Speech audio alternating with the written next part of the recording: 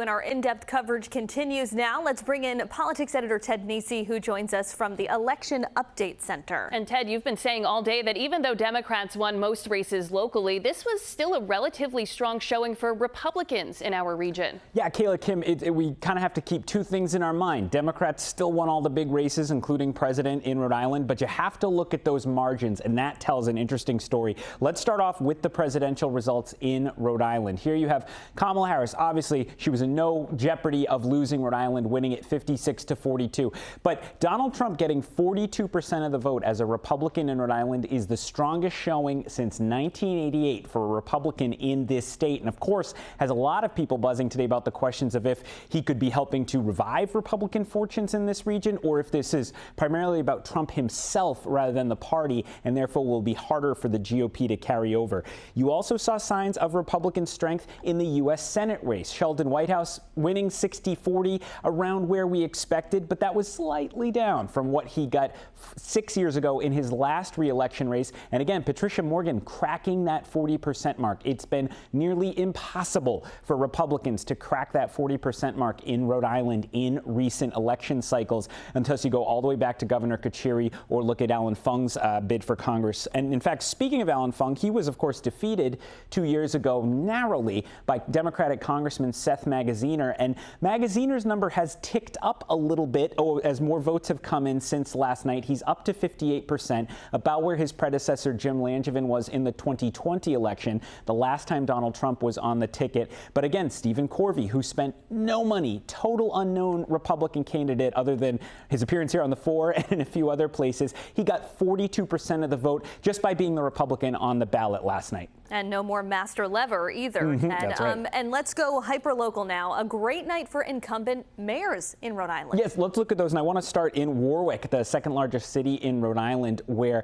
Frank Picozzi, the independent, famous for his Christmas lights, he remains a dominant political force in that city, getting 73% of the vote for mayor. He is now going to have a 4-year term because Warwick residents recently changed the charter to give the mayor 4 years. So Picozzi now in for 4 years. And then let's go over next door to Cranston, where Ken Hopkins won in the end a close race, which isn't a surprise because Cranston is a pretty competitive area. He won that 52-48. We were looking at the mail ballots before we called that last night, but Hopkins remains arguably the most prominent Republican elected official in Rhode Island as the mayor of the third largest city. And again, a sign that the GOP retains some strength in that city. Up in Woonsocket, you had Mayor Christopher Beauchamp. This arguably a little bit of an upset because Beauchamp came in second in the preliminary round in September. He, of course, succeeded Lisa Baldelli Hunt when she abruptly resigned a year ago, but he managed to see off City Council President John Ward after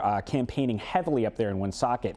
In Cumberland, Democrat Jeff Mutter had no problem seeing off independent Brad Dean. And over in Pawtucket, we also had longtime Democratic incumbent Don Grebbian winning about 2-1 there against independent Nathan Luciano, who's the former Republican chairman there. So some interesting results for mayor, but bottom line, ladies, every incumbent won. And Ted, just going back to the presidential election just for a bit, because we are expecting to hear from Vice President Harris within the hour, if not very soon. Do you think this is a day of reckoning for the Democratic Party?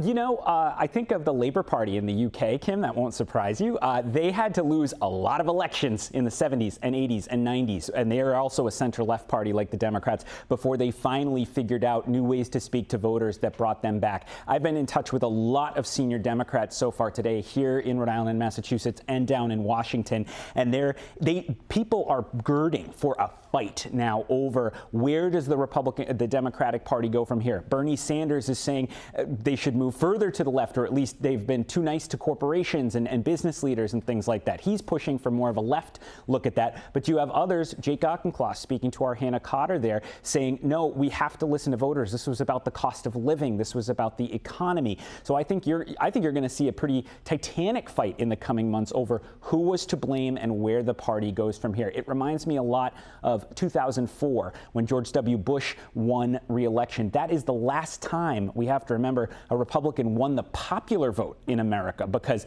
otherwise Bush in 2000 and Donald Trump in 2016, they won the Electoral College, but not the popular vote. So it's a different election result from 2016, the last time Trump won. And again, as we've been mentioning, we're waiting to hear from Kamala Harris any moment now. 12 News Politics Editor Ted Nesi, thanks for your time. Good to be here.